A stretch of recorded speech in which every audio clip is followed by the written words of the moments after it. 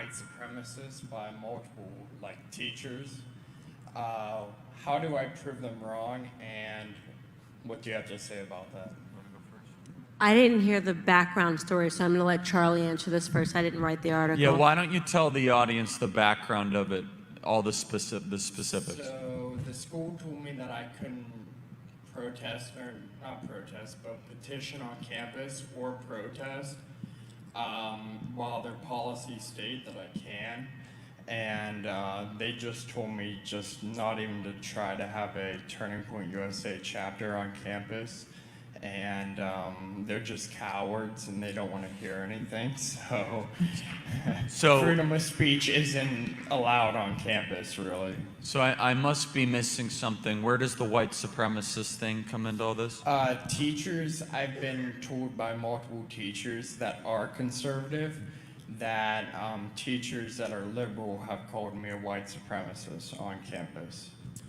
So I'll start with this, and Candace said, love your wisdom on it. Here's the problem, is that it's impossible to, it's basically impossible to disprove an accusation, because in the sense of how are you supposed to prove how good of a person you are? As soon as it's guilty until proven innocent.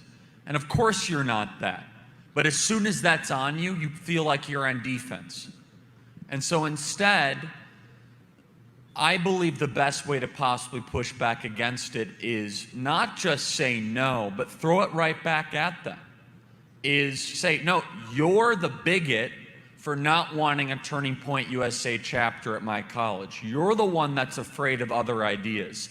This will not stop until we return their force with some sort of a countermeasure.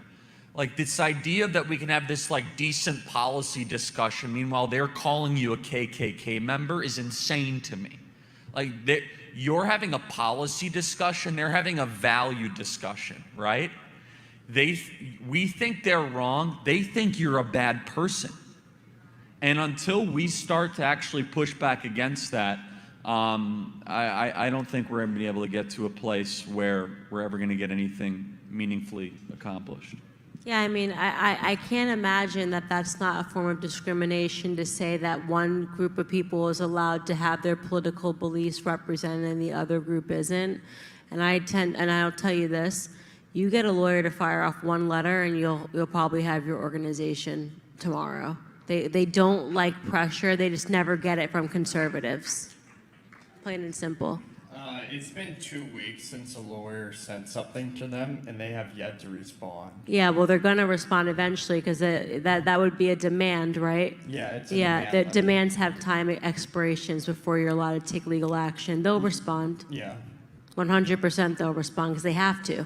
It's a university, like I said. They accept federal money, so they are beholden. You can't just discriminate against students. They're private, but they do have federal money. Oh, they're private. But they take federal student loans. Candace is right. Yeah. Private. There can be loopholes though for private, because if it's a private school, they can federal say they student have loans.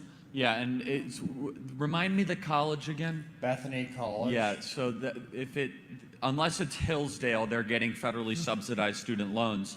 And so Hillsdale's a great school. They're one of the only ones that don't take those federally subsidized student loans.